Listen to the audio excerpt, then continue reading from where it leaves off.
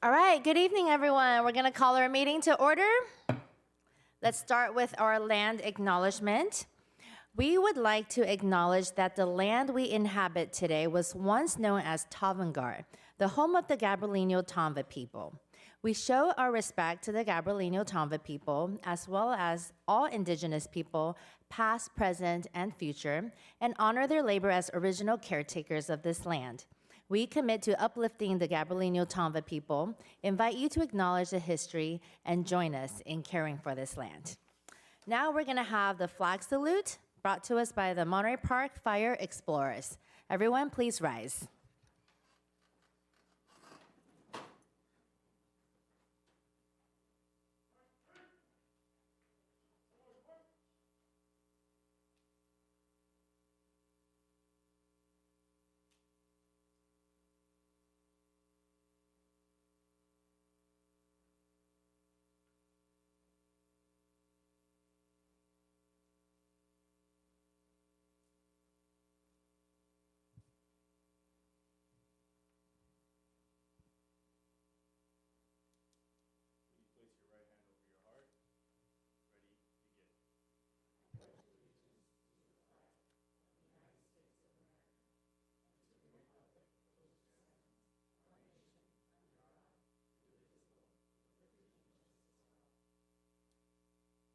Right face.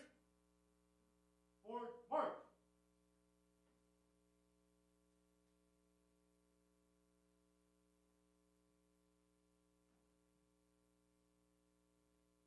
Ready to post. Pull it. Flag salute. About face. Forward march.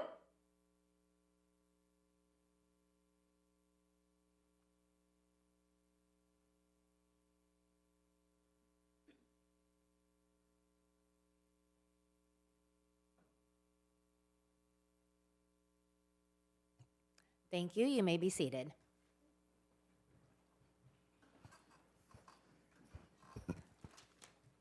Madam Clerk, may we get a roll call, please? Councilmember Go, Present. Councilmember Wong, Present. Councilmember Sanchez, Present. Mayor Pro Tem Lowe, Here. Mayor Yang. Present. We have a quorum. Thank you. City Manager, do we have any agenda revisions and additions? No, Madam Mayor, no changes. We're not adding the data center to tonight's agenda? Tim, you have a presentation for us? No, I'm just kidding. April Fools. But Tim was ready to go. All right, public communications.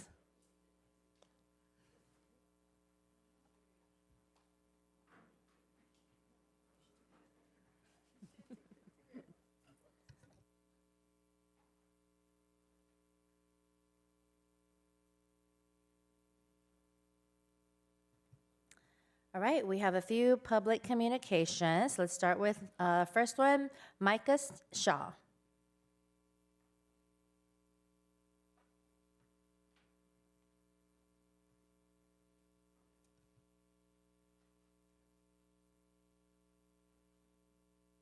Did I press anything or just talk? You can begin. Just talk? Yes. Yeah, thank you for having me, guys, by the way. Appreciate it, guys. On the intersection of Newmark and Garfield, in the morning, it's really backed up. Just asking, this is a suggestion, if we can get like a left turn signal there, so people can turn either like 9 in the morning until like maybe 1, because sometimes people will cross and people won't be able to see them, so they might get injured. So, and then next thing was just if we can get some more 988 signs around the community, because I haven't seen any being here. I moved here recently, so people are kind of dying of suicide a lot. The rates are going up a lot. So if we can get some 988 crisis lines in the area, that'll be really good. That's it. Thank you. Thank you, Micah. Our next speaker is Bill Lamb. Mayor, while the next speaker comes up, maybe we can connect the speaker to Traffic Commission. Marcus? And then, yeah, I think if there are ways to continue to promote 988 and mental health resources, I know we've been doing that in the community the last few years. Whatever else we can do, obviously, would be great. I have the I have papers to give you the project.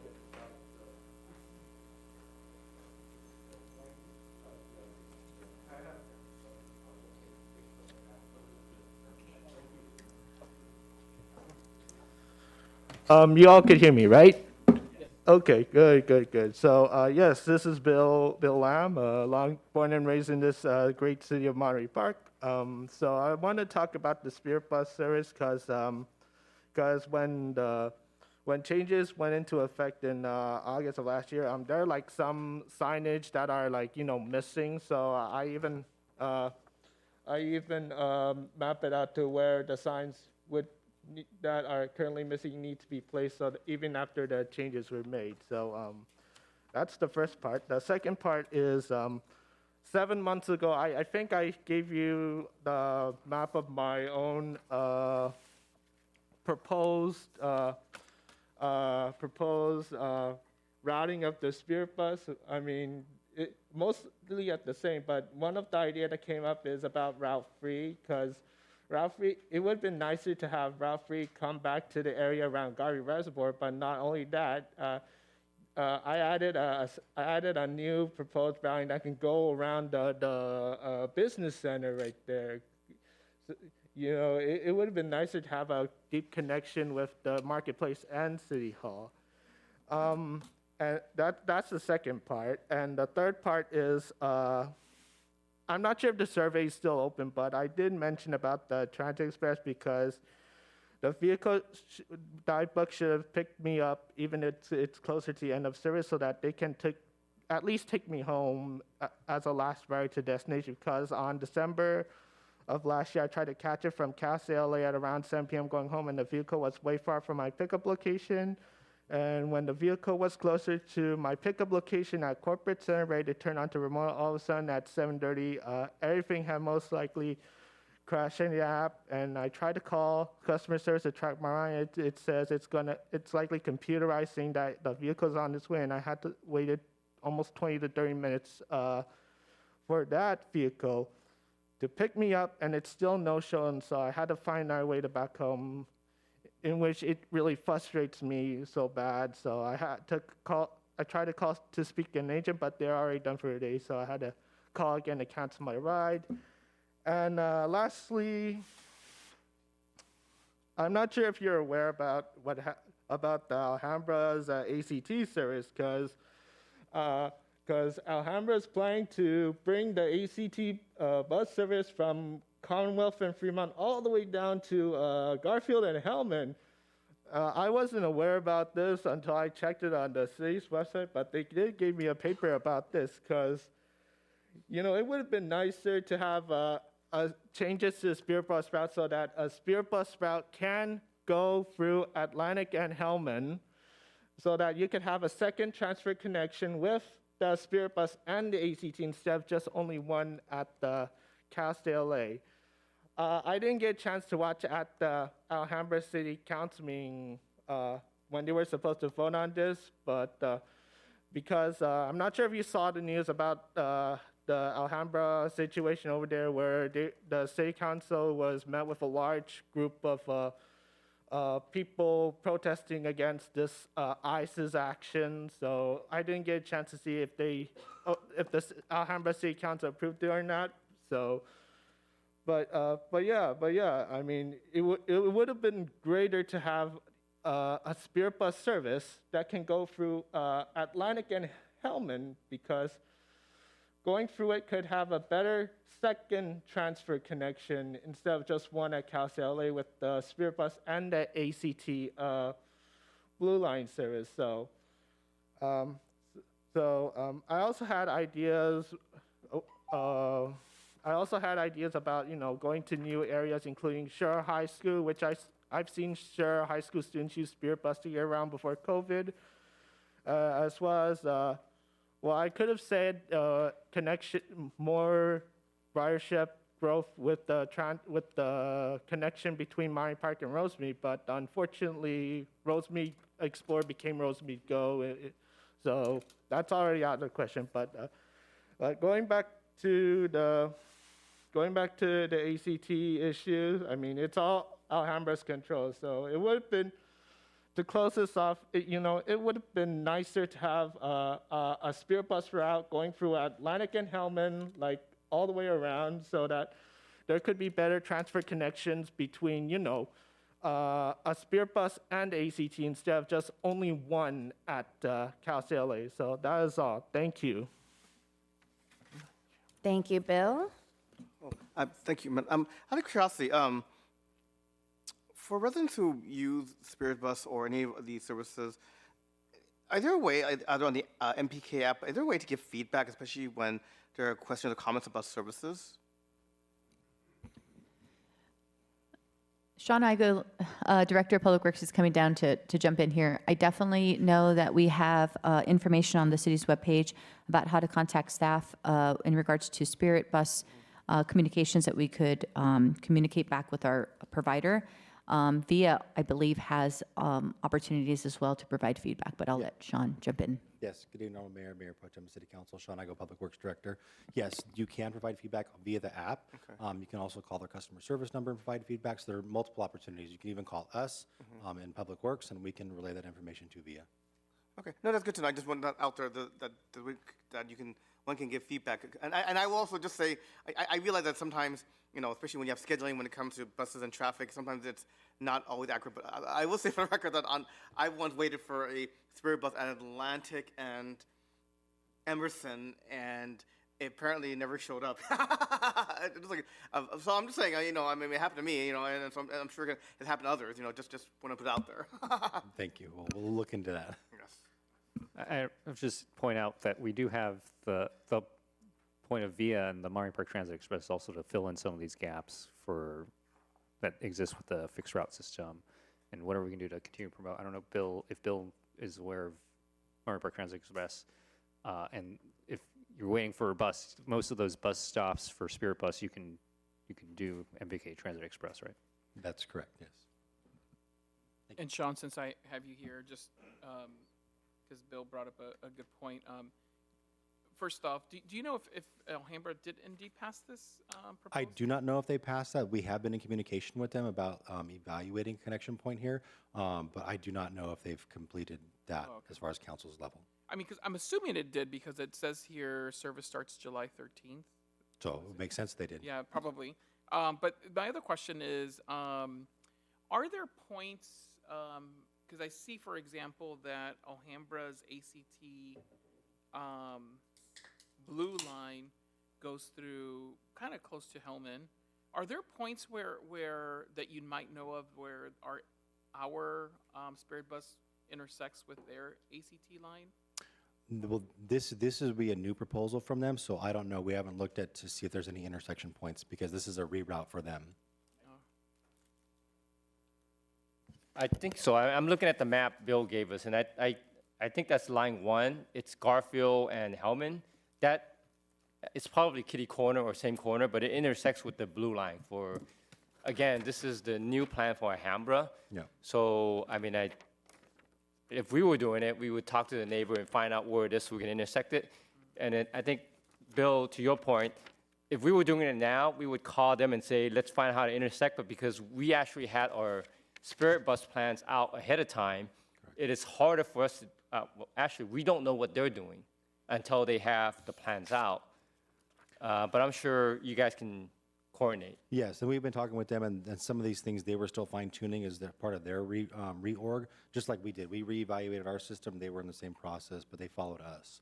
So again, to your point, it's challenging to make reroutes when we've already done all of ours, right, without knowing what they've been doing. And I think just to add on, in the future, because I know we're constantly looking at routing and based on, whatever riders are actually using or what they're requesting, it might be useful for us to coordinate with Alhambra and find ways that we could intersect, for example, our Spirit Bus and their ACT lines for people who might want to connect and travel to Alhambra through our system. Yeah. Absolutely. Again, this is all new to them, and they've never gotten close to our border. We've always been on our borders, and again, their system operates within their realm, and we operate within our realm. And so I think that's where we can probably have better contact with what they're looking at. Looks like we're getting closer. We're getting there. Takes time. All right. Thank you, Sean. Thank you. Thank you, Sean. All right, our next speaker is Carla Smith Holtmere. And we have the, here. And then you can have these. Yeah, There's a lot of extras. pictures. Yeah, we have the pictures in So hand. I can tell you afterwards if you want me to, what they are, Sure. but I think they're kind of going to be self-explanatory. So again, hello, my name is Carla Smith Holtmeyer. I am here to represent Betty Denny Smith, the owner and resident located at 1766 Bluff Hill Drive. My mother is currently on hospice care, and so I'm speaking on her behalf. My mother moved into the home in December of 31st of 1958, when I was only 2 months old. At the time, Monterey Pass Road was known as Coyote Pass. The Highlands had yet been developed. Lenox Square was home for J.C. Penney's, J.C. Newberry's, Singer, and Thrifty's. The property where Prado now stands was an open Christmas tree lot every year. The telephone lines were shared by neighbors and otherwise known as party lines. This history reflects a long-standing connection my mother has and my family have had with the home and the surrounding community. The reason I am here today is apparently the city does not have any CCRs in place regarding building fences or ADUs that have impacted their neighbors' views. On January 14th, and I don't know if I can do this, but Mr. Liu at 1295 Hillside decided that he wanted to build a fence around his yard, and he has a very large yard. So this white vinyl fence was built on 3 sides of his property. Mr. Liu just moved into our neighborhood. He and his workers brought the product through my mother's property without permission. When I arrived at the house, I discovered a 20-foot part of the fence had already been built. So I contacted Mr. Liu. I asked him if he could work with us, meaning the neighbors that were in the area, and explain how the fence would negatively impact the property by obstructing a long-established view. We're talking 67 years worth. I also shared that I grew up in the home and the view was always an intricate part of the property. I offered a reasonable suggestion for alternate placement that I believe would work for both of us. Mr. Liu indicated he had already spoken to Miss Linda Wu, who lived next door to my mother, and stated that he considered adjusting. He told us that he wanted to be a good neighbor. Unfortunately, that did not turn out to be the case. Less than a week later, the entire fence was completed. Originally planned to say that the situation was an eyesore is an understatement. The future compounded issue that Mr. Liu has now planted trees along that fence line and eventually will exceed that height of 6 feet. Although the city allows a maximum fence height of 6 feet, that limit has already been exceeded in several locations. The measurements range anywhere from 72 inches all the way up to 79. So despite that, the city has indicated these violations are acceptable. This situation has a significant long impact on my mother's property. I'm here today to ask the City Council to protect the future homeowners so that no one has to go through this as my family has experienced. I'm deeply troubled that the city never made CCRs or similar protections in place to prevent this type of intrusion on our neighbor's property.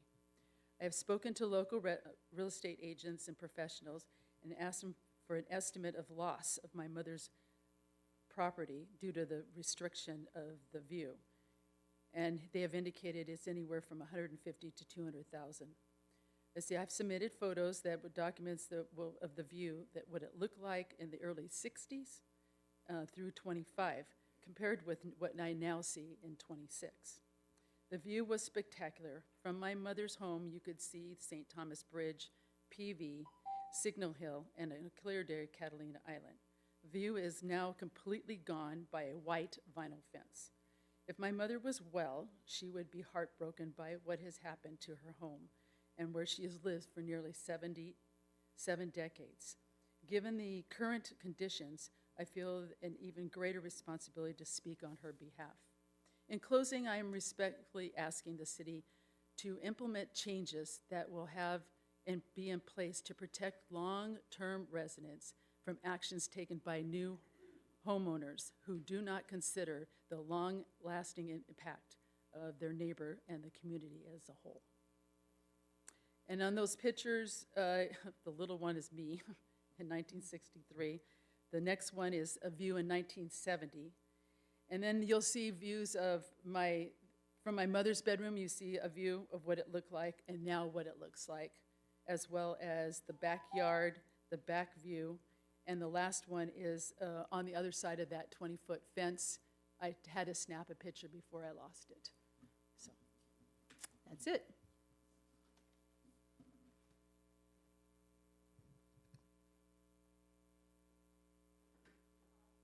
Thank you, Carla.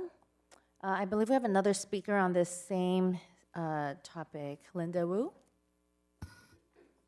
And we also have documents provided too, so I'm going to pass these out. Thank you, Mayor Yang and City Council members. My name's Linda Wu. I have been a resident of Monterey Park for 58 years, and 25 years of them at this current residence. And as Carla said, I'm here on behalf of several neighbors who have a major concern with this issue. For a little background, this past year, the new neighbor moved into the house behind mine directly. I'm located at the top of a hill, and the neighbor's home is behind mine at the bottom. The neighbor's property backs up to my backyard. On January 14th of this year, the neighbor erected an expansive 6-foot fence along the back side of my yard. I was not notified in advance, so it was quite a shock to come home after work and see the structure extending the length of the back side of my property. His fence completely obstructs my view. The view is one of the reasons why I purchased the house originally, and it is one of the primary features of my home that I've enjoyed for many years. The fence not only impacts my feelings of personal space and tranquility, but it also devalues my property. As Carla said, according to property appraisal estimates, a home with a good view costs 30% more than an identical home on the same side of the street facing the other way. So therefore, my home has now lost substantial value. I cordially reached out to the neighbor the day after he installed the fence, and he initially said he would consider lowering the wall to 4 feet if I paid for it, which I agreed to. He said he would contact the fencing contractor and let me know the cost. The next day, he said he was reconsidering lowering it to 5 feet instead, again at my cost. Although I was disappointed, I also agreed to cover the expense because it would at least buy back some of my happiness. When the neighbor did not get back to me with an estimate after a week, I reached out to him again. He then informed me that he was going to leave the fence at its original height. So all of us really did try to be neighborly and work with him. Since then, the neighbor has installed a fence behind the entire backyard of my neighbor to the right, and obstructing their view and Carla's view, and she's lost 1/3 of her view. The three of us offered to pay to have the fence moved down the hill a few feet, which would have provided the same degree of privacy for the neighbor while preserving our views. And unfortunately, he was not interested in considering this. To give some perspective on the impact the fence has had on my property, I have attached a photo of my view prior to the fence being installed, which you have in your packet, and photos of what my view is now. And it's basically a big white fence. It's 0. So I, along with many of my neighbors, have serious concerns about how a fence or structure can so negatively impact an entire neighborhood. Therefore, in response, we are proposing a new residential municipal code that would prevent this from happening to other residents and from further loss of our views and our property values in the future. The proposed municipal code is also attached in your packet on page 2. In short, it requires a homeowner to obtain prior consent from other homeowners whose original views will be obstructed by fencing, plantings, or structures. I want to thank you for your consideration of supporting this action and of moving the proposed municipal code forward through the approval process. And in the few minutes I have left, my other neighbor to my right, he had an emergency and he could not be here tonight, but he was going to speak and share these other photos of his home prior to the fence and after. And he wanted to let you know he has children, one with special needs, and does her workout outside and has lost a view that brought, again, a lot of tranquility and peace for her while she worked in the yard. So just thank you for your time and consideration. Thank you both Linda and Carla for speaking to us on this issue. Any comments from my colleagues? I'm just curious to staff. So when it comes to like a hillside neighborhood, I mean, do we have currently ordinance standards regarding height for these type of properties that abut the hills?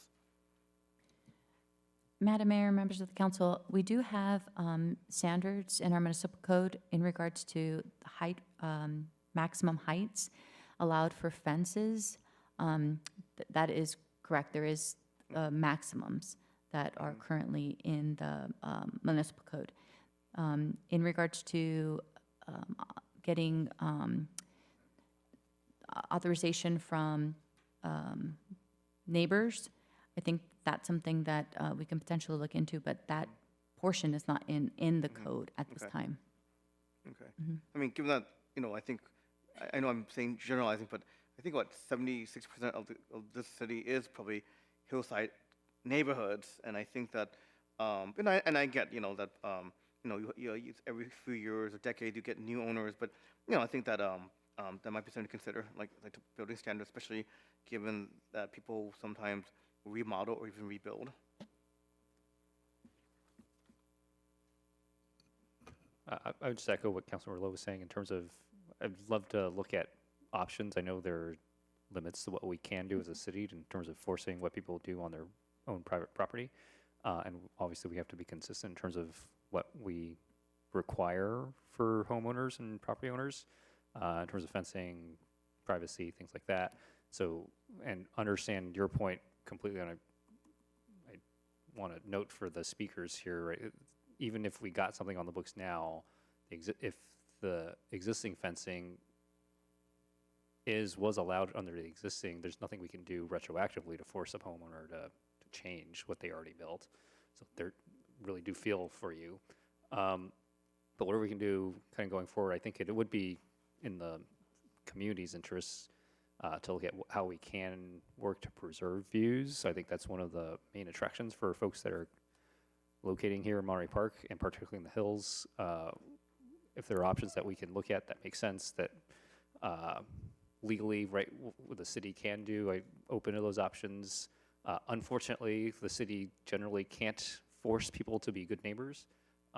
We can try to encourage that, and I think we can help to the extent that the neighbor is interested in convening in a discussion. It sounds like you've already reached out. I don't know that there's a whole lot we can do in this specific situation, but I think we can look at options going forward. If there are, it sounds like code enforcement's already been out in terms of looking at the fence there. If they comply with the existing law, it's hard to make them do something else. But it's definitely a problem. That I've not heard this come up as an issue in the city, in my time at least. And so maybe this is something we can look at proactively. I don't know how widely this would be an issue. Hopefully not. But if there are things we should do to learn from this experience, I think it'd be helpful to do that. But it sounds like our staff is in touch with the speakers here already. I don't know if there are other options to pursue. If there are, would encourage that in terms of conversations. Yeah, and I know this is not on tonight's agenda, so we can't have too much discussion on it. But if staff can look at this proposed municipal code to prevent something similar from happening in the future, that'd be great. Madam Mayor, members of the council, if the council has a consensus for staff to investigate and see if we can bring back something for council's consideration, we can definitely do that if that's the council's wishes. I'd like to recommend that. I mean, I feel for you because I'm looking at the before and after pictures, and you guys had beautiful views of the hillside, and the community at large. And I mean, you were able to get up in the morning on a clear day and see Catalina Island, and now can't. I feel for you. So I think whatever we can do to for other residents who might go through the same thing would be very useful. I do remember one time traveling to Switzerland with my wife, and they had these red flags and just items posted. But there was a development that was coming, and it gave people in the community a chance to see if their views were going to be obstructed. And they had like a whole month to kind of, I'm not suggesting anything, but I thought that was very unique in terms of how they did that, so that people had an opportunity to see how their views were going to be obstructed, if any, and had an opportunity to share those. But I'm also kind of curious, and to Councilmember Lowe's point, I don't know how much we can do now to try to help remedy the situation, but I think we thank you for coming in and bringing this to our attention, because it could potentially save someone else's view. But whatever we can do on our side, if we haven't reached out to Mr. Liu and see if there's something we can work out amicably between them, that would be useful as well. But I would love to see something brought forth for council to consider. Thank you. All right. Noted. Thank you, all the public speakers. That's all the public communications we have. I know we have a presentation. Can we move presentation item 8 before staff communications? All right, so let's do presentation, because we have our Miss LA Chinatown, Victoria Yip, here with us tonight. Yes.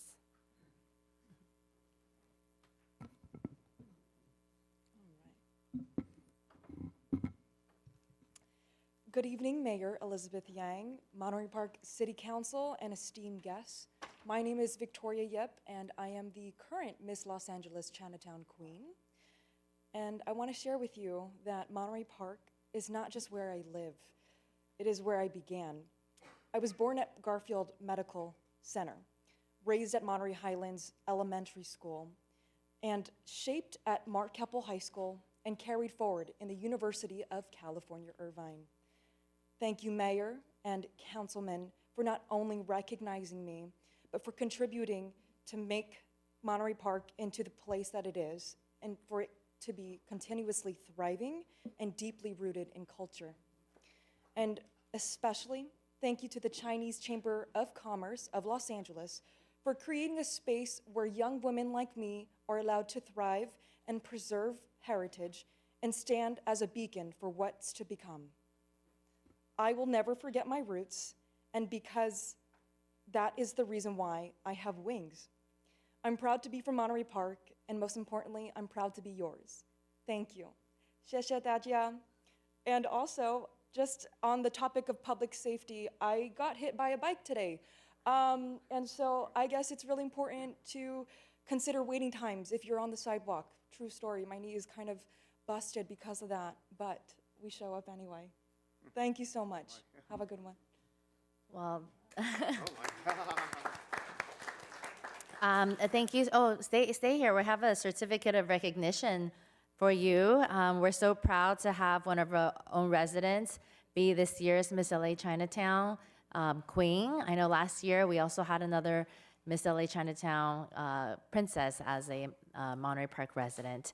So we have a certificate on behalf of the city in recognition of your outstanding grace, poise, and dedication in representing the Chinese American community, and for embodying cultural pride, leadership, and commitment to community service. Thank you and congratulations on behalf of our city council. Thank you so much.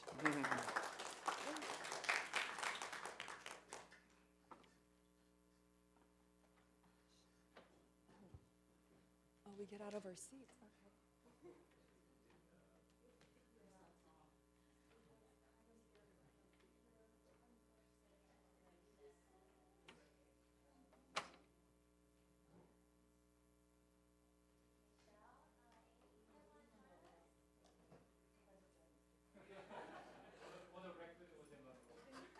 Okay.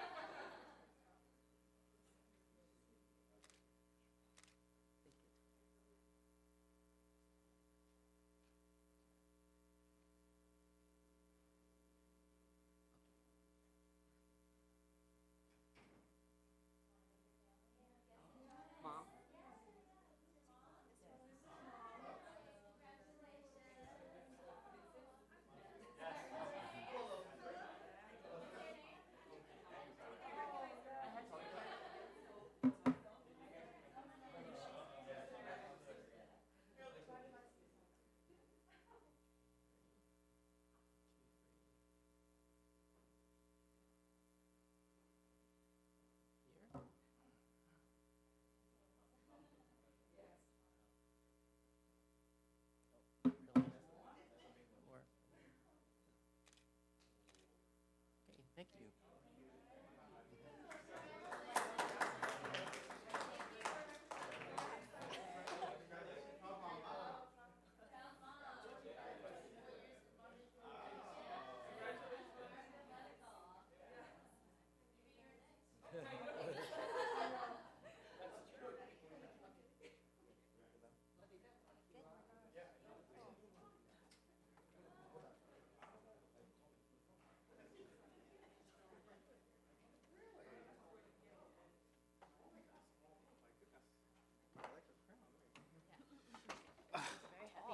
I know.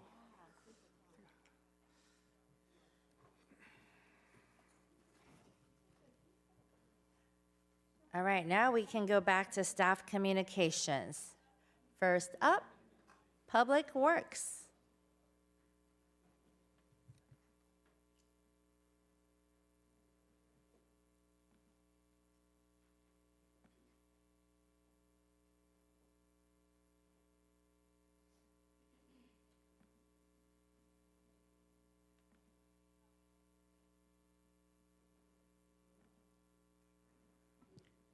Hi, good evening, Mayor, Mayor Pro Tem, and members of the City Council. Xochitl Tipan, Public Works Manager.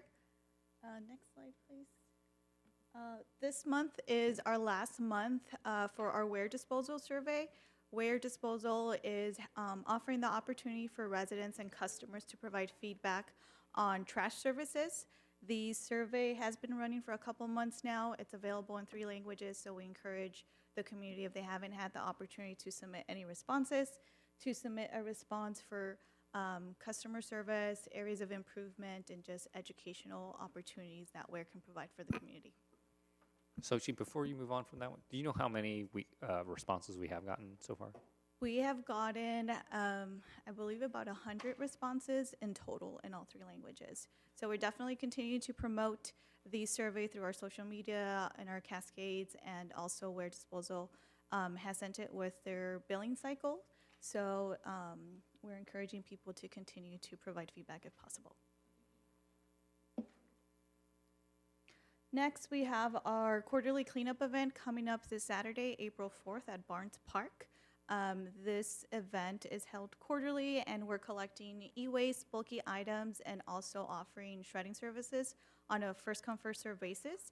If residents are not able to attend, we do remind them that part of their residential trash services includes free bulky item pickup. They just need to call Ware Disposal to schedule it. And they also get e-waste pickup as well. That's limited to 4 times a year, while bulky items is unlimited throughout the whole year. So we encourage everyone to attend this Saturday. Then also on April 11th, we're hosting our annual Earth Day celebration in conjunction with our Cherry Blossom Festival. And this year, we're actually celebrating Arbor Day as well. So part of tonight's agenda is consideration for a resolution to proclaim Arbor Day here in the city of Monterey Park.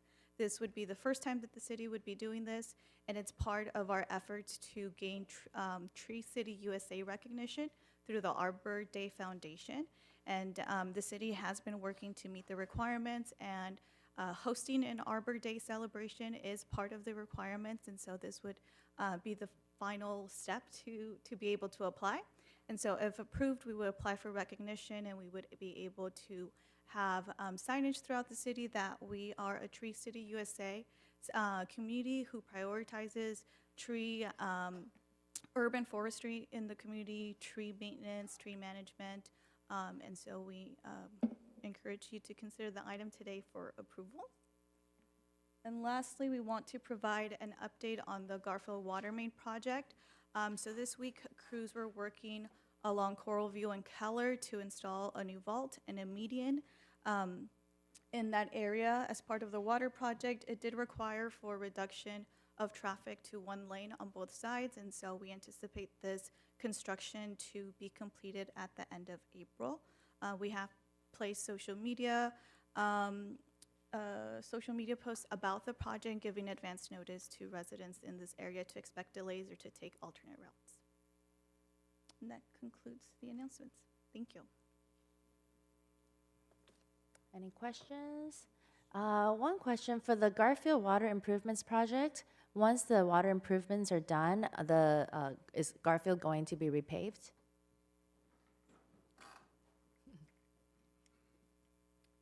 Good evening again. Yes, the plan is to pave that section of Garfield from Graves down to Coralview.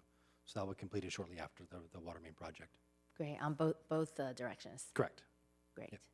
And, yeah, Councilmember Sanchez? Sean, I just had a quick question for you. Well, first of all, thank you for all the information, and great to see a lot of great work coming.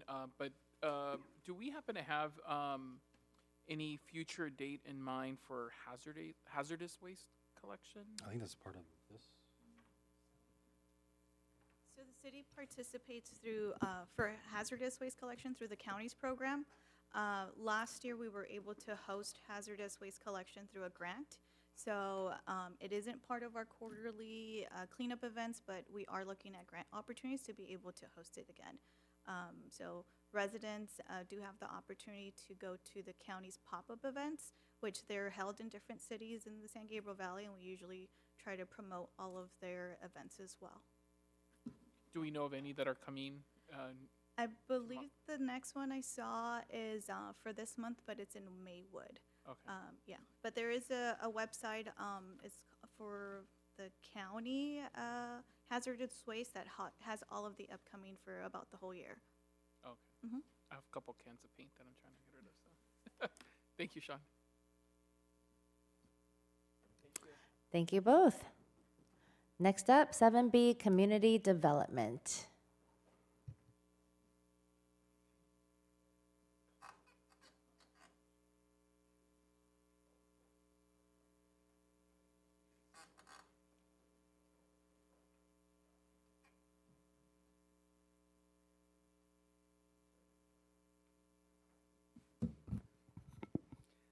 Good evening, Madam Mayor, members of the City Council.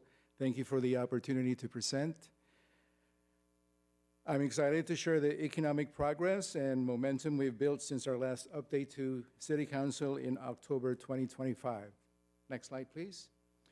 Although we've had several new businesses open since October, we have officially welcomed 6 of those new businesses to our community with formal ribbon-cutting ceremonies. These range from wellness and beauty businesses like Swank Hair Salon and Rework Me Fitness Center to unique culinary additions such as Yihui Coffee, Thai House's second location in Monterey Park, La Diosa de los Moles Mexican Restaurant, and the Asayoru Maid Cafe. Each of these ceremonies represent a new investment in our city's future. Next slide, please.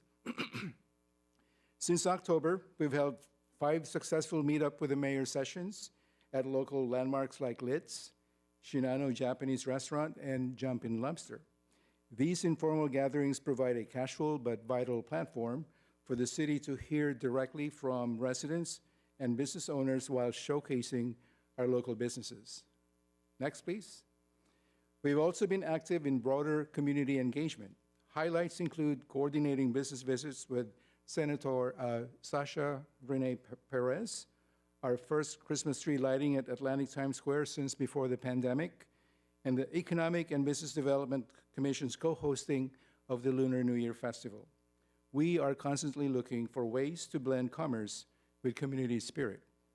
Next, please. Just yesterday, on March 31, we convened a roundtable for shopping center and asset managers at the Broggemeyer Library. We brought together commercial stakeholders to brainstorm creative, long-term solutions for filling vacant spaces and revitalizing Monterey Park's commercial properties.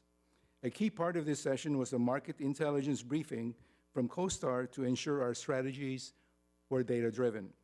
CoStar, a leading provider of commercial real estate information, reported a general improvement trend in Monterey Park's retail market. Next, please.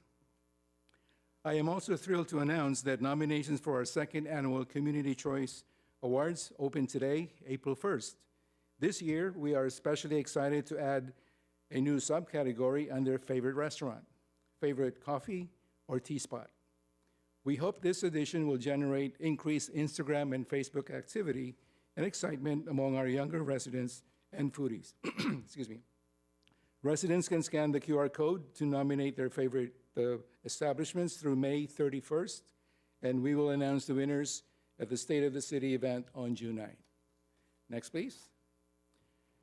Looking ahead to the Olympics, we are hosting another LA 28 readiness or supplier readiness webinar on April 7.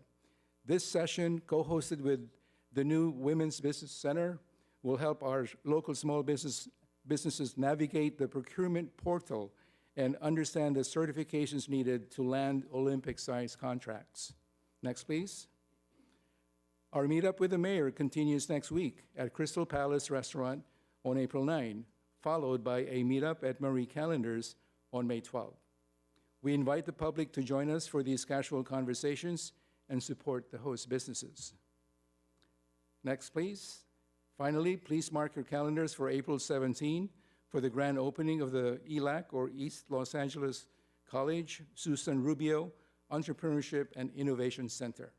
This is a first-of-its-kind partnership between ELAC and the City of Monterey Park, providing an innovative hub and a no-cost resource to drive economic growth right here in Monterey Park. Next, and that is it. Thank you. Happy to answer any questions you may have. Yeah. Joe, congrats on presenting, and thank you for all that great news on, I think there are more than the 6 businesses that opened, but you highlighted the 6 that we actually attended, and that was part of the city's ribbon cutting. That's kudos to the team, your staff, for helping organize that and help them generate the business so that they can have longevity and continue to stay.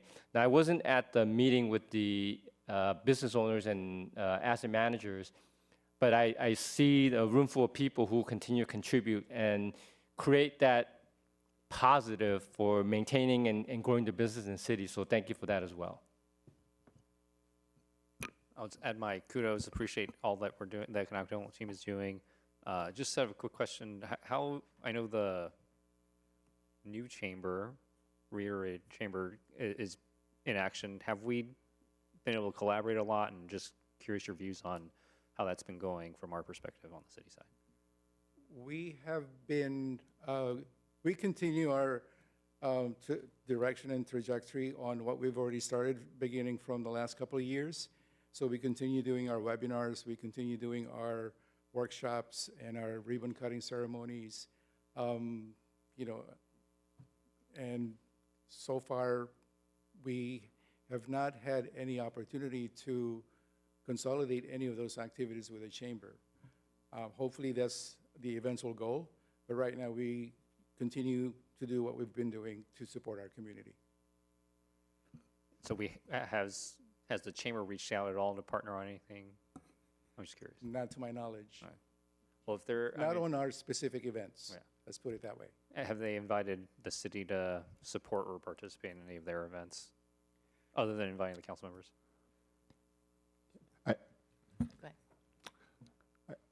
Councilmember Wong, I'm happy to just do a little bit of brag for Joe here because he's so humble. Yeah, absolutely. We have we're in consistent communication with the chamber, the new chamber's leadership. We meet with them regularly, and we like to think of them as advisors, providing them feedback as they are still in their sort of nascent infancy stages of forming that organization, determining pathway and how and which direction they're going to go. But Joe actually had the opportunity to be their keynote at their Lunar New Year gala. So the relationship is strong there, and we look forward to seeing them progress. And as they progress, we'll look for opportunities for collaboration.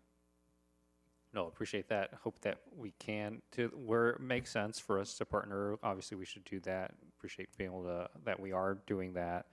And where we can plug them in where it makes sense, let's look at that too. Thank you, Joe. Oh, sorry. Second, go ahead.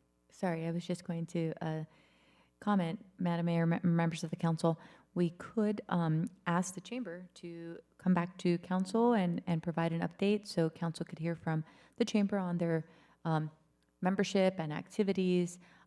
That way we have an understanding too of potential partnership opportunities that we can engage with. So if the council's interested, we can definitely reach out and see if they're available to come to a future council meeting. I think that'd be great. We'd love to invite the chamber to come report out. In fact, if we can schedule them regularly to come at least once or twice a year and give us updates. But Joe, I'm secretly always excited to see your presentations because I like seeing what new developments, what new businesses are coming in. So thank you for your presentation. I know that a lot of us were at a lot of the ribbon cuttings and meet up with the mayors, but I think that for the last couple of years, we've done a really good job, or you've done a really good job of promoting business in the city and promoting a lot of the businesses, and some of them that I haven't even visited, but now regularly do. And I think those are really working for people to become familiar with new restaurants that they might already even be in the city or new ones that are just coming in. So just very thankful for all the work that you're doing. Again, thank you as always for making these updates for not just us, but the community as well. But I also just encourage too is that where capacity is possible, I think that some of these updates, we should probably also always post on our city's website, as well as like a summary, just so people, when they want to ask us as council members, what are some of the economic development progress, we can always point to say, go to the website. There's a section in which we have updates, and it's regularly updated. Yeah, thank you so much, Joe, for all your efforts in organizing so many events the last few months, the meetup with the mayor, supporting our local businesses, the ribbon cuttings. You and your team really make an impact in our local businesses. What I would like to see, I know last year around July, there was an economic development presentation where projects like Dumpling or the ABC Plaza, Celadon, even the drive-through Starbucks were presented to us. We'd love to have another follow-up presentation since it's been almost a year to see the follow-up on some of the developments that were covered back in July last year. Madam Mayor, members of the council, we'll be happy to put together the most recent update and present it to City Council when the opportunity arises. Thank you so much. Yeah, great job to you and your team. Thank you. Thank you also, Tim. All right, next up is the library.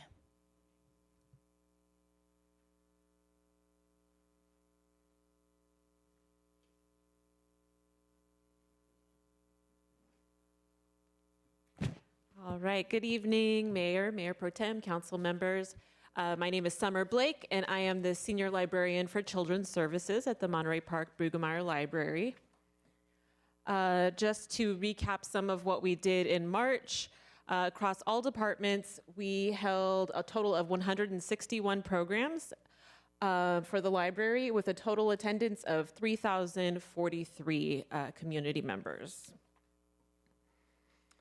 All right, and then this slide just shows a little sampling of some of what we were able to do in March. We have an image from our monthly program, Toddler Art and Play. In the top middle there's a picture from our Bridgerton-inspired tea party. And then the top right, that is from our monthly program, Science Squad. On the bottom, we have a picture from a Teen Crafternoon program. Next to that is a picture from our monthly Dungeons and Dragons program for children. And then we have a picture from a Toddler Dance Party, which is for children ages 0 to 5. And then finally, in the bottom corner, we have a picture from a program that was a workshop called Smart Shopping with CalFresh, culturally relevant nutrition made easy. All right, so coming up this month in April, we have quite a lot on our plates. First thing we want to highlight is our celebration of National Library Week, which will take place from April 20th to April 25th. The theme this year is Find Your Joy. So to celebrate this, we will have a few different events going on at the library, and then we will also have this right here, which is our Passport to Reading. So in this will be available for all ages. we have just a few little fun things in there, and then the highlight of it is a few different activities that we have listed, which are going to highlight some of our programs and services and different things that people might not be aware of and encourage them to explore throughout the library. And if they complete all of the activities, then they can get a little prize from any of our service desks. So I have this if anybody would like to look at it. And yes, so that is our National Library Week celebration. All right, for adult services, we have a few programs that we wanted to highlight. The first one is the Bird Walk and Talk with Pasadena Audubon Society. That will be on Saturday, April 25th at 10:30 a.m., where participants can meet in the Friends Room and hear a talk about birding and kind of give an introduction to birding for the public. And that talk will be followed by venturing outside into Barnes Park, where there will be a walk and kind of birding session for the participants. And then the participants also will have an opportunity to win a birding backpack, a beginner's birding pack, which will include binoculars and a pocket guide, and also a copy of the book, The Backyard Bird Chronicles by Amy Tan. So this program does require registration, just to let everyone know. All right, and then this next program is also an adult services program. This is the Spring Gardening Workshop. This we are doing with a University of California Master Gardener. It is a hands-on workshop. And for this one, they will have the chance, all of the participants will have the chance to learn a bit more about taking care of flowers, vegetables, and other companion plants in small gardening spaces. There is also registration recommended for this one because it does have a limited capacity. All right, moving on to our teen services. We have a program, Prepare for Your Future Success. This is a career preparedness workshop for teens presented along with the Chinatown Service Center. This program is a workshop where teens will have the opportunity to learn about different career paths. They will learn interview skills and connect with professionals from Chinatown Service Center. All right, another fun teen program we have is the chance to visit the Vincent Price Art Museum. There is no cost for this program. Teens do need to provide their own transportation, but this is just another great way we have of highlighting some of what Monterey Park has to offer. I think some teens might not even be aware of this museum, so it's a chance to go through with our teen services librarian and see some of what our city has to offer. All right, in the realm of children's services, we have our Books and Buccaneers Pirate Party. This will be taking place on Thursday, April 23rd at 4 p.m. We'll have activities all throughout the children's department. We're doing this in conjunction with that National Library Week celebration that I mentioned earlier. There will be all sorts of fun activities in different areas of the children's department, including a scavenger hunt, crafts, and a walk the plank sort of obstacle course, which will be really fun for kids. Then we have a craft story time in celebration of Dia de los Niños, which is also known as Children's Day or Book Day. This is a national literacy initiative which encourages children and their families to connect with diverse books and languages. So this is a bilingual English and Spanish story time, which will be followed by a craft. And this is encouraged for children of all ages who speak any language. And it will be held on Thursday, April 30th at 4 p.m. in the Storytime Room. And then the last thing we want to make sure that we mention is the upcoming Play Days Read and Ride reading program. This is a reading program that we do in alongside the Recreation Department. So we are encouraging children to read, as always, but of course, extra. This month from April 6th to May 6th, if they track their reading through our program Beanstack, which you can find on our website, if they read 4 hours over the course of that month, they can earn a ticket for a free ride at the Play Days Carnival. And so that can be picked up at the library, and any questions, people can call the children's desk, and they just have to track their reading online and come into the library to pick up their reading ticket. All right, so that concludes my presentation. I'm happy to answer any questions. Thank you. Mayor, may I?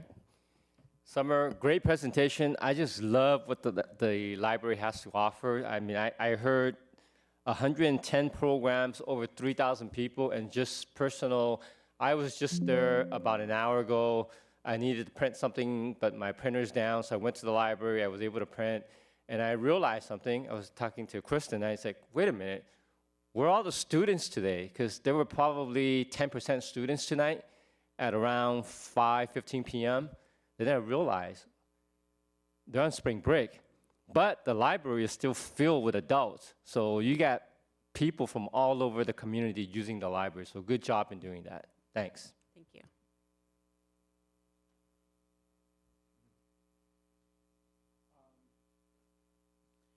I mean, just the fact that we have a calendar. I'm running out of wall space in our office at home. I have so many calendars put up, but I have a new one to put up. You know, and to add to the data center joke, I don't understand why we need a data center in the city when we already have one across the street full of books. But and not just books. A lot of the programming that we have is just really amazing, from bird watching, story time. Every time I go to the library with my girls, there's always something happening. It's just so vibrant and such a great space to be in. So really appreciate all the work and all the programming that you guys put together to make this happen for families in the city. I still say it to this day that we have the best library in the San Gabriel Valley. So thank you so much for all that you guys do. And just to add to these voices of positivity, I always appreciate that our library also is a space to educate the community about important services such as CalFresh, and not just CalFresh, but also when we do the free legal clinics and other services. It just, I think, reinforces the idea that this is not just a library, but also a vital community resource as well, for not just the city, but for the region as well. So thank you very much, and keep up the good work. Madam Mayor, I just want to also add just a quick plug. They also do passport services. I got my passports there and applied for them there, and just the one-on-one help, because I know applying for passports can be a little stressful with all of the paperwork, so I really appreciated being able to sit with a librarian and just walk through the application and just pay them directly was really amazing. But just wanted to do that because I know that, I don't know if it's underused or not, but the service is there, yeah. Yeah, I think 161 programs in 1 month is just amazing, and then impacting over 3,000 people. I personally attended the Bridgerton tea, and that was an amazing event, really creative. So your team is coming up with some really awesome ideas for events, and this April calendar looks awesome too. I'll share the Vincent Price Art Museum with my teens, as well as the Career Preparedness Workshop. So really great programs. Keep up the good work. Thank you very much. Right, thank you, Library. Next up, we have Recreation and Community Services.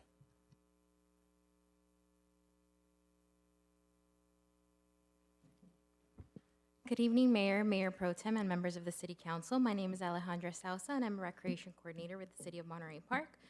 Starting off, we would like to thank everyone for joining us at our annual Spring Egg Hunt event. We had a large crowd of over 30,000 participants enjoying an afternoon filled with bunny pictures, craft activities, and over 20,000 eggs. It was lots of fun. Next slide, please.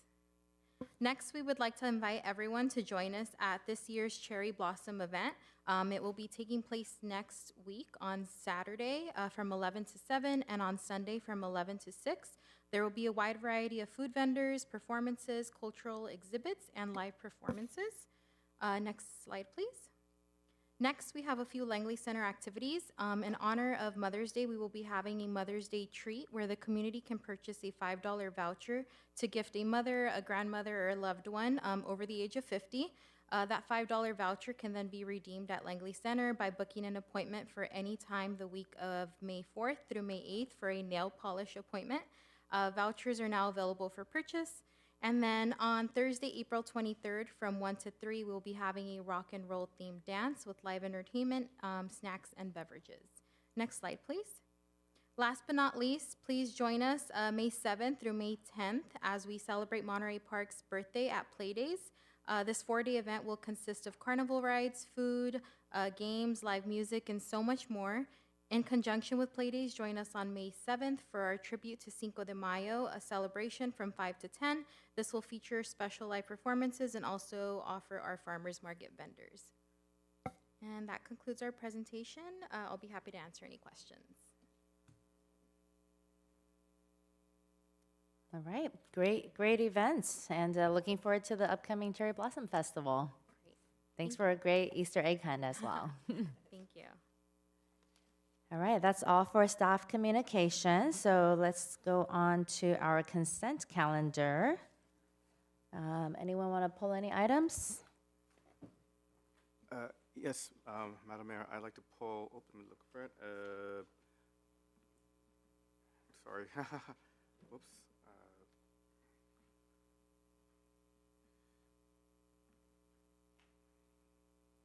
Lost my place. Oh.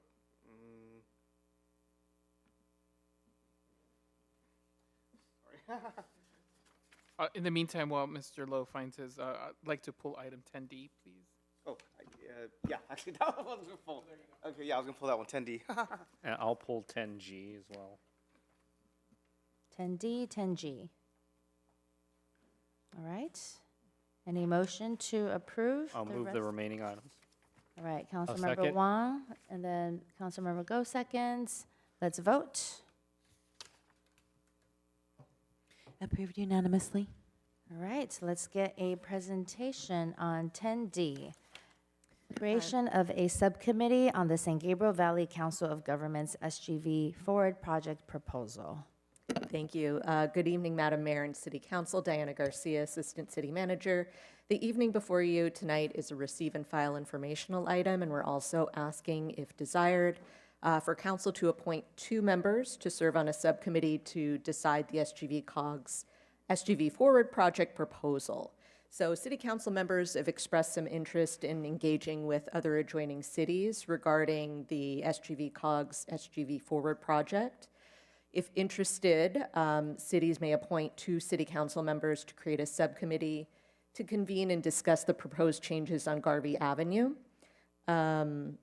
They can discuss, and those include the bus rapid transit lanes, BRT lanes, traffic signal prioritization, and enhanced stops to be completed prior to the 2028 Olympic Games. At their March 10th, 2026 City Council meeting, the Rosemead City Council selected 2 members to serve on this subcommittee. The City of El Monte is interested in participating as well and is expected to appoint members in the near future. And South El Monte may also consider proposing 2 members to serve on this subcommittee.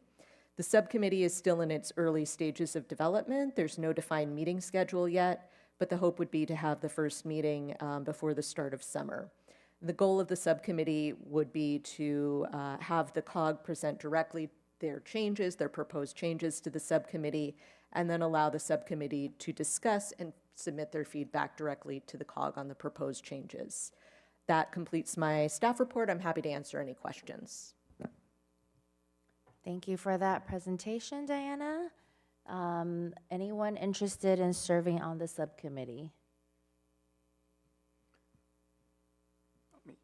You want to? Okay. So our Mayor Pro Tem, Henry, is interested. I was just going to nominate Councilmember Sanchez, since he already sits on the Metro Service Council. I think it would be a good opportunity to combine those efforts a little bit. Yeah, and I just wanted to add that we just actually, on the Metro Service Council, just received a presentation from the SGV COG about this proposal. And I know that's something that Metro is heavily looking at in preparation for the World Cup, but also for the Olympics. And I know there's going to be a lot of Metro things that are going to be happening in LA to accommodate for the millions of people that are going to be coming into LA for the FIFA World Cup and for the Olympics. So this is something that that we're on the Service Council for the San Gabriel Valley already looking at. So I would like to nominate myself. Well, Thomas already nominated me, so I would gladly accept. But I'll make All sure. right, so it looks I like just we want, have before we two move forward, I just nominees. want to confirm for the record, Carl, that two council members have property interest within whatever feet of Garvey Avenue. This project is potential. I know it's a planning project and discussion, not a specific project that's going to be built, but just want to confirm that we can all engage on this. Thank you, Madam Mayor, members of the council. The agenda item has to do with appointing somebody to a subcommittee on a different public entity, so you're in the clear with regard to any of that. Great. Anyone want to make a motion? Actually, I have a question. Oh. I know the item, the question is to point to Councilman, but can we also point alternative, in the event that one of us cannot make it? I'm curious. Or is that something we can do along the way or later, like an alternate? If there's no answer, that's fine. I mean, I just brought it up, but that's fine. We can take action, but just wanted to bring that up, so. Madam Mayor, members of the council, frankly, it makes sense. I don't know that there's any prohibition on selecting an alternate, so I think it would help from staff standpoint if there was somebody, so that if somebody was sick, that we didn't have to search around for somebody else. Okay. Right. Anyone just being an alternate? I can be an alternate. Okay. Anyone else? No? All right. Anyone want to make a motion? I'll make that motion nominating Councilman Lowe and Sanchez as the primary, and then Mayor Yang as the alternate. All right. Any second? All right. Councilmember Wong seconds. Let's vote. Approved unanimously. All right. Thank you. Moving on to our next item, 10G, 2025 Monterey Park General Plan and Housing Element Annual Progress Report.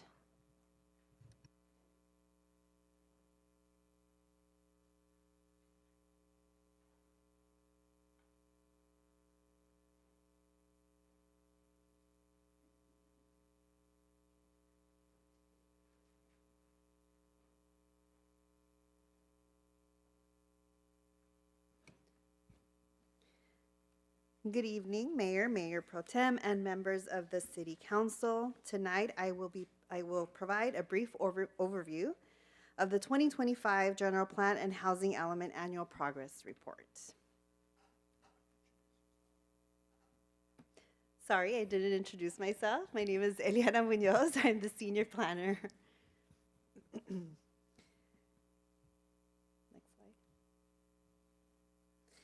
This report is prepared to meet the state requirements for an annual update on the city's general plan. It summarizes the city's progress throughout 2025, including ongoing implementation of key policies and programs. The city last completed a comprehensive general plan update in 2001.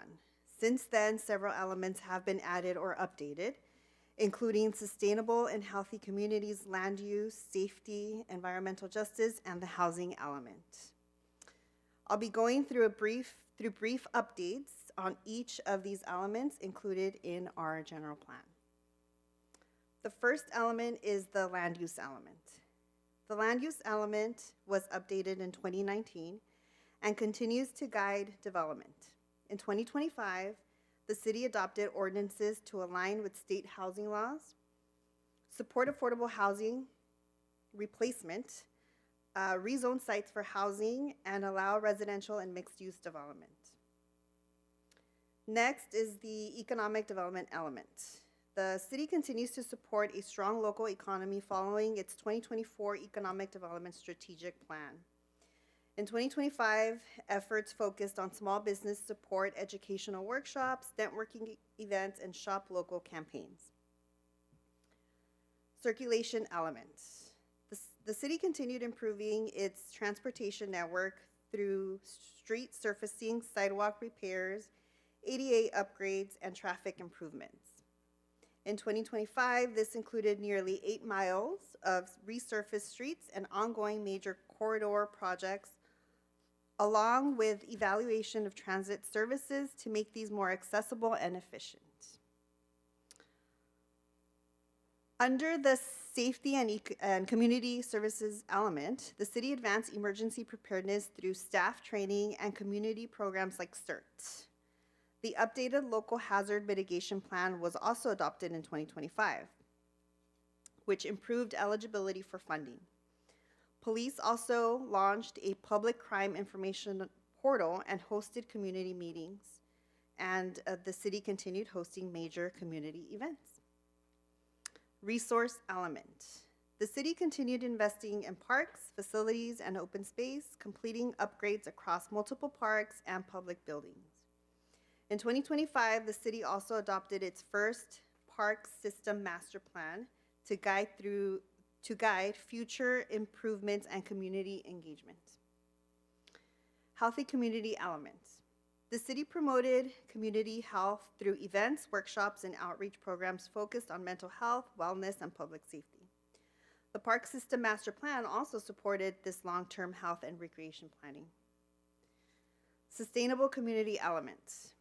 The city continued sustainability efforts through programs like Going Green, promoting recycling, composting, and clean energy. In 2025, initiatives included solar permitting and expanded waste reduction programs. And under our environmental justice element, the city continued to prioritize equity by expanding community engagement opportunities, including workshops, public meetings, and outreach in disadvantaged communities, and both in person and online. Now, this is finally. Next is the housing element. The housing element was comprehensively updated in 2022 and certified by HCD in March 2023. It guides actions to meet housing needs through this sixth RENA cycle, which runs through 2021 through 2029. The city's RENA allocation is 5,257 units across all income levels from extremely low and above to above moderate. In 2025, the city issued building permits for 85 new residential units and advanced implementation of housing programs, including which included the amendment to standards to ensure that our ADU and junior ADU ordinance were consistent with state law. We established a new municipal code section requiring the replacement of units affordable to the same or lower income level as a condition of development on a non-vacant site. We also rezoned specific properties included in the current site's inventory to accommodate housing. And we amended standards to provide that residential and mixed-use developments are permitted when allowed by the land use designation. And the slide here lists all of the units to which a building permit was issued and its corresponding affordability level.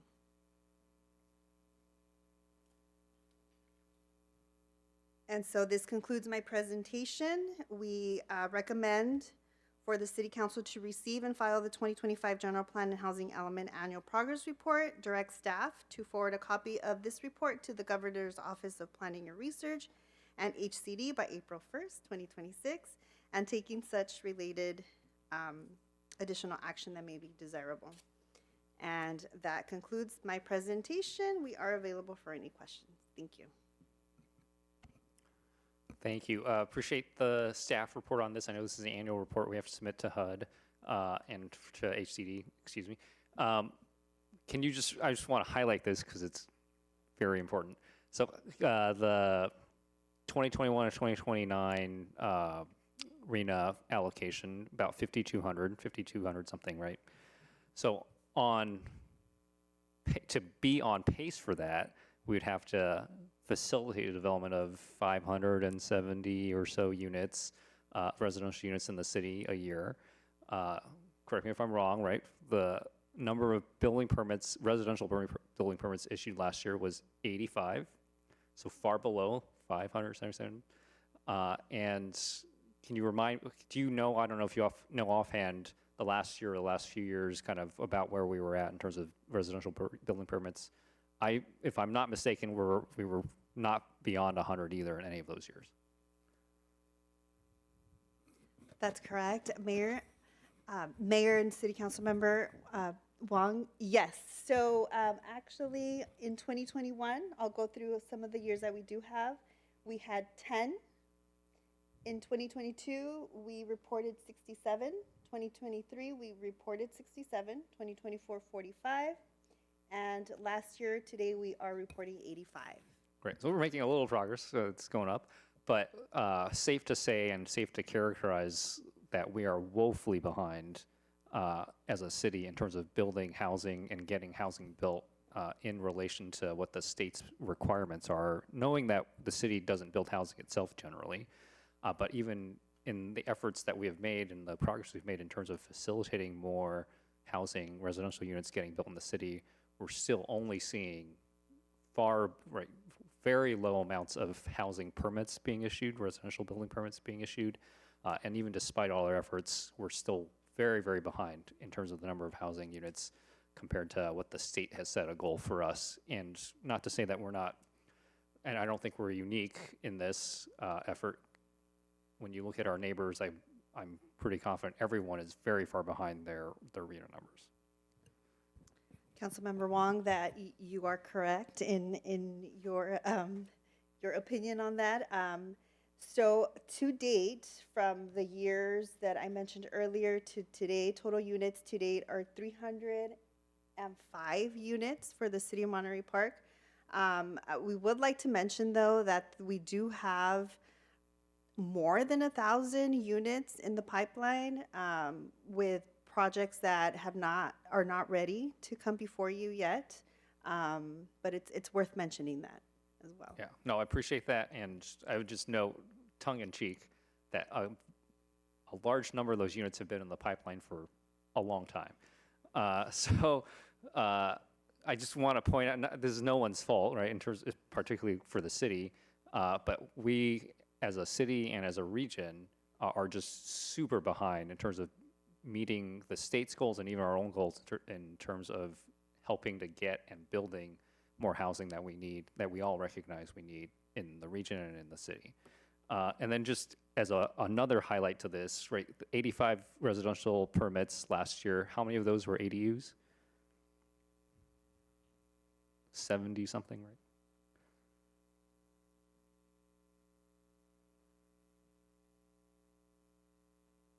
Sorry, I made a note on myself.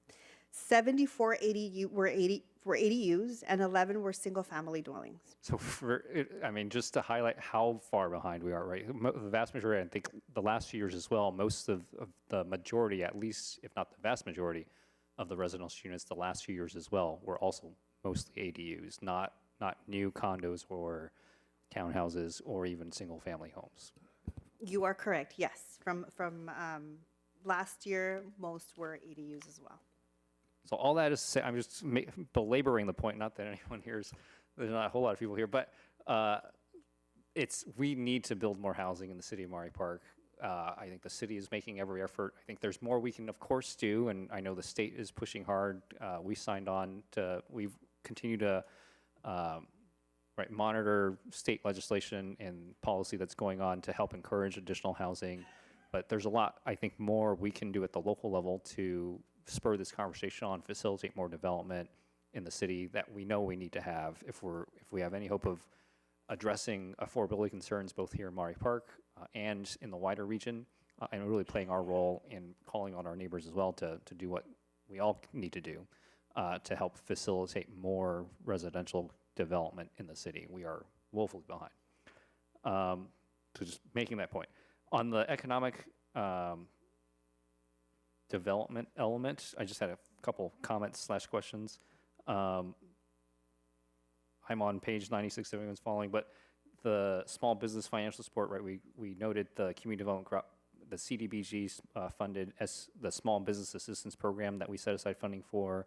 I'm just curious when we might be able to get, I know we're not even through a full year of the operation, but really eager to get some sort of report out on that program so that we can evaluate and see what we want to do, what this council might want to do and the city might want to do moving forward. I'd be interested in more of a revolving loan fund going into the future to potentially build that into the budget, but want to make sure we're getting some sort of analysis and feedback from the small business grant program from this past kind of pilot year before we move forward on anything formally.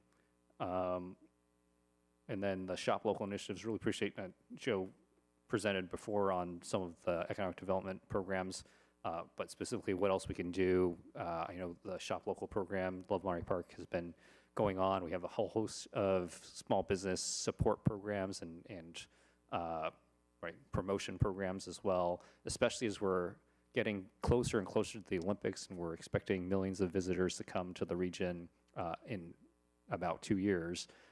Would love to see how we can continue to bolster tourism and discover kind of Monterey Park and shop local programs so that we are ready if there are other things we want to start to pilot or experiment with in the next year or so that we're ready to capitalize on the influx of visitors that not only come outside of the Olympics, but that are going to be here for the Olympics, hopefully traveling on a BRT or whatever that might happen.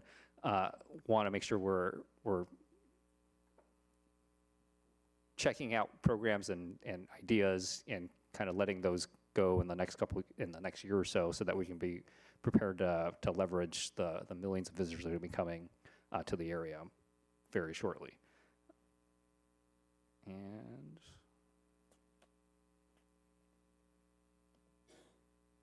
I know there is, back to some of the housing conversation, I know the legislature is looking at what else they can do to help speed up permitting. The state has worked on streamlining CEQA and environmental reviews and trying to remove red tape and obstacles to permitting housing. They look like they're targeting potentially development fees as a potential source of slowing down housing and making housing more affordable or less affordable if you have development fees. I know we're looking at our development fees and that structure. I think that'd be worth us having Townsend and others making sure we're paying attention to that conversation in Sacramento, because that would impact our finances and our budget specifically, but make sure we're monitoring housing legislation at the state level and federal level, but particularly at the state level that might impact our finances, and also we want to make sure we're implementing any new state laws as they come up that can help streamline the permitting process and approval process for new housing units in the city.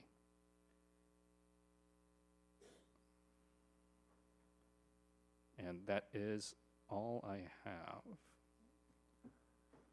Thank you, Councilmember Wong. Noted. Thank you. And go ahead. I'll make the motion to adopt staff recommendation to submit and file this report. I'll second. Thank you. Let's vote. Approved unanimously. All right, that concludes our consent agenda for tonight. No new business. City communications. I will start. By saying we have brand new pickleball courts. Where's Robert? He's on vacation this week with spring break. But thank you, Robert and Parks and Rec staff for redoing a few of the pickleball tennis courts in the area. And Councilmember Sanchez pointed the fact that we actually had the National Pickleball Month resolution, which we voted on, but I just wanted to bring that up. A couple of things also this past week, the mayor and I actually attended the grand opening of the Milk and Company restaurant. We were also at the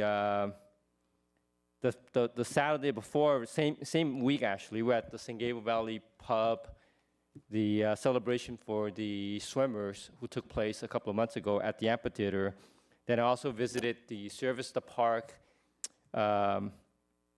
The Olsen Company is looking to build a project, and they were engaging the community input, so I was there that morning as well. And then, of course, the egg hunt at Barnes Park. I think it was over 3,000 kids, but I think it was over 10,000 eggs that was given that day. One thing I looked at this year was I tracked to see if there were complaints in Facebook compared to last year, and I absolutely didn't see any, which meant staff did an incredible job making sure not only the kids, but the parents, more importantly, the parents were able to find the kids. And I mean, you can just see how chaotic this is. 3,000 kids all over Barnes Park looking after eggs. They had a good system with wristbands, age groups, in, out, and then they had the toddlers with the Easter Bunny with the prizes. So good job doing that.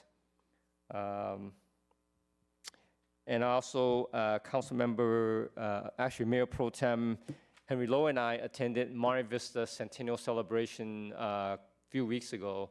So Monte Vista celebrated 100 years. It's actually the second oldest school in the city of Monterey Park, next to the school of Inez, which is about 112 years old, something like that. So we're blessed to have 2 centennial schools in the city of Monterey Park. That's all I got. Just one comment. I know we already passed it on consent calendar, the resolution celebrating Earth Day and Arbor Day. Just want to wish everyone happy Earth Day, because that'll happen before our next council meeting, and also to encourage people to visit our Cherry Blossom Festival, which will be happening April 11th and 12th. Also, on that note, just a note to Sean, I know we approved just now waiving the Spirit Bus and the MPK Transit Express fares for Earth Week, which I'm totally fine with. I just want to note, from my own perspective, the MPK Transit Express fees, I'm open to adjusting those fees. It looks like, I think we could increase those moderately or slightly to really just toggle some demand. It looks like we've got tremendous demand on MPK Transit Express. There's still heavily subsidized rides, and if there's a way to, if there are adjustments that make sense for us to make on the fares for that, that's still land on a sweet spot of making sure this is something that's publicly accessible, but also helps recoup some of the costs in terms of the subsidy. I'm open to adjusting the fares going forward in some way, shape, or form too. But I'll just add that note for food for thought. I wanted to thank Councilmember Wong for bringing up the housing and our RENA numbers, but I'm also very and add emphasis on the dire need for housing in the city. But I also wanted to say that it's gratifying and also hopeful to see that there's some development in terms of housing that looks like it's coming to the city. I was able to attend the Olson meeting at Sierra Vista Park. So I know there's the Olson company that's trying to build housing. I know tomorrow there's going to be a meeting at the Marie Callender's, thank you, for the Deerfield Plaza as a potential for future housing as well. So, whatever we can do to help with bringing these projects forward. But I also wanted to say that recently, in fact, just yesterday, we celebrated Farm Workers Day, and there's been a recent change in that holiday. I know that the city put out a statement regarding Cesar Chavez and Cesar Chavez Day, and only because Avenida Cesar Chavez runs through our city, particularly in my district, and I know I got a lot of emails from residents in my district who are asking and inquiring about the future in terms of the naming of that city, and of the street. And I know that the street, in my opinion, starts in Monterey Park and goes through the rest of Los Angeles. But whatever we can do in terms of keeping the council updated in terms of whether it's the LA County Board of Supervisors or the state in terms of renaming of Cesar Chavez Avenue, and whatever we can do to contribute to that, to keep in the spirit of the farm worker movement, would be greatly appreciated. This is also Holy Week for those of us who are Christian, and this past Sunday was Palm Sunday, and Easter is this Sunday. So just wanted to wish people a happy Easter this week. A lot of religious events happening this week. So, in fact, promised my daughters I'd wear this blue because of pastel colors for Easter. So tomorrow I'm wearing pink, but different colors. They got me different colored shirts and sweaters and stuff like that. But anyhow, to keep in the spirit of Easter. But I wanted to wish everyone a happy Easter. Thank you. Thank you. I'll be brief. I mean, I attended a lot of the same events that my colleagues attended, but I do want to also just give a special shout out to Monterey Vista Elementary School for celebrating their centennial. As a former school board member for the Garvey School District with Mr. Van Gogh, again, it's a tremendous milestone, and it's also, I'd like to point out that Monterey Vista, along with its other Garvey School, Hillcrest, are both very high-achieving schools, and I think that's a credit to the very deep involvement by the parents in its PTA. I know at one point, Monterey Vista boasted a 100% membership of the PTA. I don't know if it still is 100% membership, but given how busy parents are, the fact that a school can boast 100% PTA membership is something to be proud of, and so I think just an example where I think when it comes to great schools, it is dependent on involvement by not just parents, but also support of the community. So again, congratulations to Monterey Vista. Madam Mayor, if I could say just one more thing, I forgot to mention. The Monterey Park is very unique in that it has 4 different school districts that serve our students. In my district, in the southern part of Monterey Park, we have 3 different school districts. We literally have Montebello Unified, Ellie Unified, and Alhambra Unified that all live within my district. But I would be remiss if I didn't mention that some of the high school students that live in my district attend Schur High School. I'm sorry, Schur High School, and some of them attend actually Garfield High School. And this year, for the first time in LAUSD history, actually Garfield High School won the LAUSD Academic Decathlon. It's the first time that's ever happened, and so actually I do have, that I know of, in my block, about 4 students that attend Garfield High School. So I know that we are honoring Mark Keppel High School on their second place win, but wanted to make sure that we also acknowledge Garfield High School, because a lot of those students live in Monterey Park as well. That's a great idea. And welcome them for their first time win as champions, actually. I got an opportunity to meet them and their coach at the state competition, and they did really well. So at a future meeting before the school year, and we can bring them in and acknowledge them as well. Madam Mayor, members of the council, we do have both Mark Keppel High School and Garfield High School students planned tentatively for our April 15th meeting to be recognized. So, yes, noted. Awesome. Thank you. Thank you. All right, thank you. I think my colleagues covered all the events pretty much. I just wanted to put for the record that we did get a letter from HMC StratCap yesterday withdrawing their data center application. So this letter has been posted on the website for the city, and we have a special meeting on Monday, April 20th at 7 p.m. 7 p.m. All right. Anything else? No? Okay, then we will be adjourning right now at 8:16 p.m. Have a good night.